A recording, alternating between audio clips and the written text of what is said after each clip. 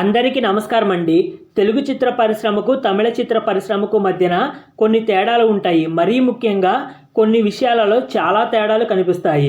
అవి ఏమిటో ఈ వీడియోలో చూద్దాం. ఈ వీడియోలో మీకు చాలా మంచి సమాచారం లభిస్తుంది. కాబట్టి వీడియో మొత్తం చూడండి. నెంబర్ 1, తర్వాతి తరం ఎవరు? ఈ విషయంలో తెలుగు చిత్ర పరిశ్రమకు, తమిళ చిత్ర పరిశ్రమకు చాలానే తేడా ఉంది. తేడా మాత్రమే కాదు, తమిళ పరిశ్రమకు ఇది ఒక సమస్యగా కూడా మారింది. మన తెలుగులో ఒకప్పుడు ఎన్టీఆర్, ఏఎన్ఆర్, కృష్ణ లాంటి హీరోలు అగ్ర కథానాయకులు. ఆ తర్వాత చిరు, బాలయ్య, వెంకీ, నాగ్ వంటి హీరోలు చక్రం తిప్పారు. వీళ్ళ తర్వాత పవన్, మహేష్, ప్రభాస్, అల్లు అర్జున్ లాంటి హీరోలు అగ్రస్థానంలో ఉన్నారు. ఆ తర్వాత జనరేషన్ ఎవరు అంటే మనకు చాలామంది హీరోలే ఉన్నారు. నిఖిల్, శర్వానంద్, సందీప్ కిషన్, కార్తికేయ, శ్రీ విష్ణు, నాని ఇలా చాలామందే ఉన్నారు. కానీ తమిళంలో పరిస్థితి ఇలా లేదు. ఎంజీఆర్, శివాజీ గణేశన్ తర్వాత రజనీకాంత్, కమల్ హాసన్, విజయకాంత్ ఏలారు. ఆ తరువాత విజయ్, అజిత్ లాంటి హీరోలు ఏలుతున్నారు. ఇప్పుడు తర్వాతి తరం ఎవరు అంటే ఒక్క శివకార్తికేయన్ తప్ప ఇంకెవరూ కనిపించడం లేదు. మిగిలిన వాళ్ళంతా వాషౌట్ అయ్యారనే చెప్పాలి.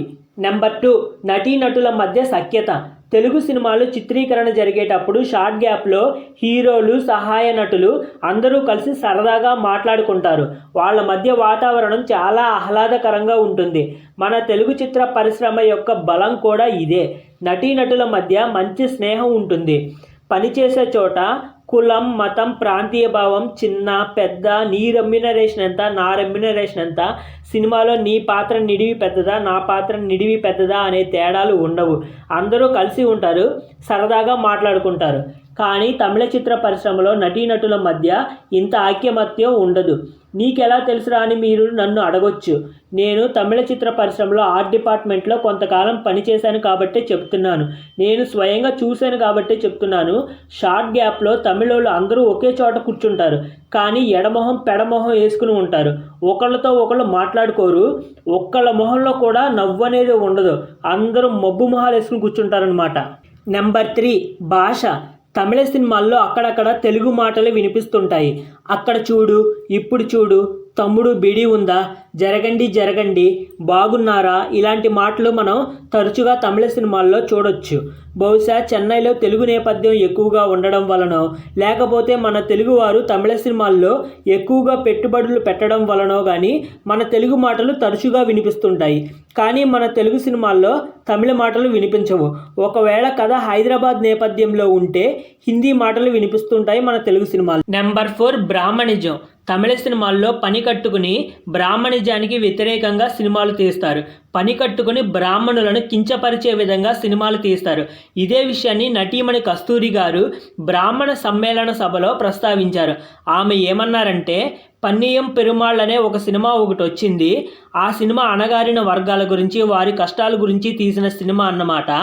ఆ సినిమాలో హీరో మనసు బాగోక వైన్ షాప్కి వెళ్తాడు మందు కొట్టడానికి. అదే వైన్ షాప్లో బ్యాక్గ్రౌండ్లో చాలామంది మందు కొడుతూ ఉంటారు.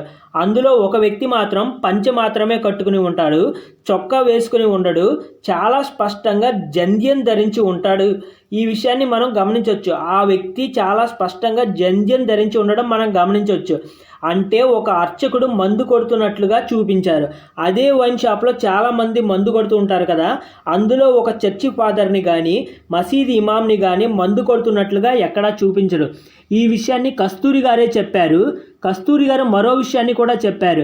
అదేమిటంటే, జై భీమ్ సినిమాలో హీరో సూర్యకి ఒక బ్రాహ్మణేతరుడి పేరు పెట్టారు.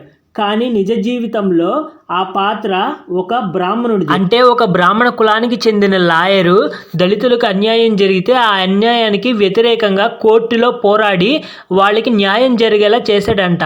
ఆ సినిమానే సూర్య గారు జై భీమ్ పేరుతో సినిమాని తెరకెక్కించారు. కానీ అతన్ని బ్రాహ్మణుడిగా చూపించకుండా బ్రాహ్మణేతరుడి పేరు పెట్టారని కస్తూరి గారు చెప్పారు.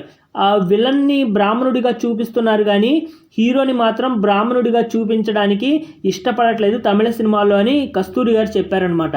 కస్తూరి గారు చెప్పిన ఈ 2 ఉదాహరణలు చాలు తమిళ సినిమాలో బ్రాహ్మణులను ఎంత కించపరిచేలా చూపిస్తారో. అలాగే నేను ఒక సినిమా చూశాను. ఆ సినిమా పేరు వడక్కుపట్టి రామస్వామి. ఆ సినిమాలో హీరోతో పాటు ఒక వ్యక్తి ఉంటాడు. కులదేవత గుడిలో అర్చకత్వం చేస్తుంటాడు. ఆ సినిమా కథ అంతా ఆ కులదేవత గుడి చుట్టూనే తిరుగుతుంది. ఆ వ్యక్తిని పచ్చి తాగుబోతులాగా ఎకిలి వేషాలు వేసేవాడిలాగా చూపించారు. అయితే అతను జంధ్యం ధరించి ఎక్కడా ఉండడు.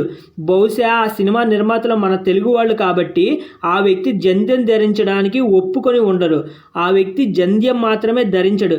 మిగిలిన వేషధారణంతా బ్రాహ్మణుడి లాగానే ఉంటుంది. అంత దారుణంగా చూపిస్తారన్నమాట తమిళ సినిమాల్లో బ్రాహ్మణులని. ఇక మన తెలుగు సినిమాల్లో బ్రాహ్మణిజం ఎలా ఉంటుందో చూద్దాం. మన తెలుగు సినిమాల్లో బ్రాహ్మణులను కమెడియన్స్గా హాస్యం కోసం చూపిస్తారు కానీ పనిగట్టుకుని కించపరిచే దాఖలాలు ఎక్కడా లేవు. పనిగట్టుకుని బ్రాహ్మణులను విలన్గా చూపించిన దాఖలాలు కూడా ఎక్కడా లేవు. కానీ హీరోగా చూపించిన దాఖలాలు అయితే ఉన్నాయి. బ్రాహ్మణులను హీరోలుగా తెలుగు సినిమాల్లో కొన్ని సినిమాల్లో మనం చూడొచ్చు. కానీ ఒకే ఒక్క తెలుగు సినిమాలో మాత్రం బ్రాహ్మణులను కించపరిచేలా ఉంటుంది. అదే మంచు విష్ణు నటించిన దేనికైనా రెడీ అనే సినిమా. అయితే ఈ సినిమాకు వ్యతిరేకంగా తెలుగు బ్రాహ్మణ సంఘాలు అన్నీ పోరాటం చేశాయి.